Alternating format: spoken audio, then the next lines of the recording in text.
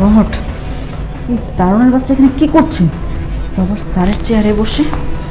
দাঁড়া, তোর মজা আমি বোঝাচ্ছি।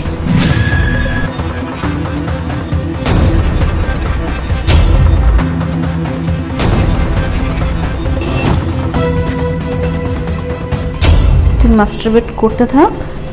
এই যে ভিডিও করে নিলাম, এটা এখন স্যারকে দেখিয়ে তোর চাকরিটা খাবো। দারোয়ান! ম্যাডাম, মারলেন কেন? মারলাম কেন? এসব কি করছিলি? হ্যাঁ, আমি কি করতেছিলাম? কি করছিলি মানে বুঝতে পারছিস না? কি করছিলি এতক্ষণ? তুই স্যারের চেয়ারে বসে বসে এসব কি কাজ করছিলি? হ্যাঁ, নোংরা একটা ছেলে।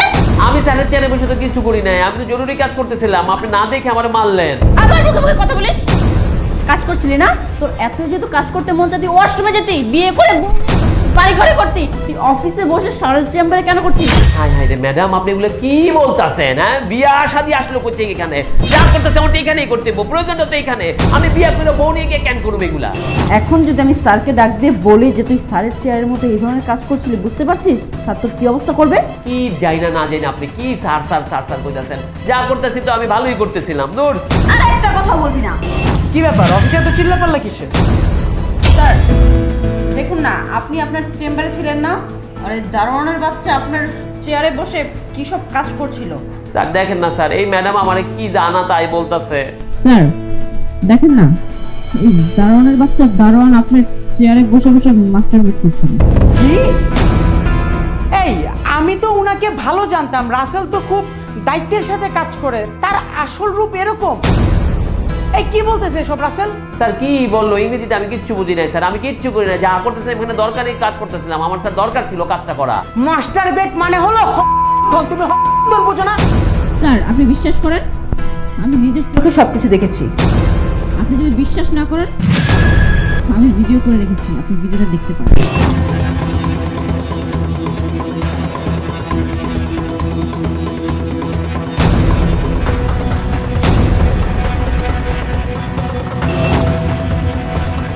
ছি ছি ছি রাসেল, গত 6-7 বছর ধরে তুমি আমার কোম্পানিতে কাজ করতেছো, তোমার এত ভালো জানতাম, তুমি কি নিয়ে এই সমস্ত বাজে কাজকর্ম করো?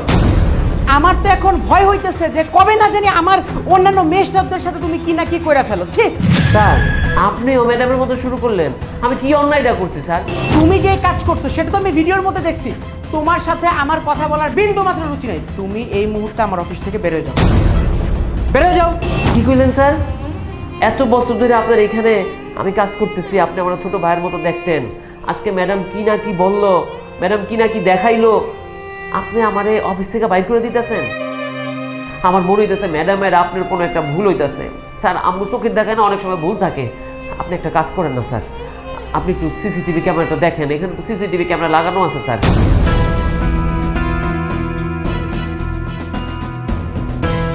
ও সিসিটিভি, তাই না? যা দেখার তো এবার ফোনে দেখছি, কি আর দেখবো সিসিটিভিতে।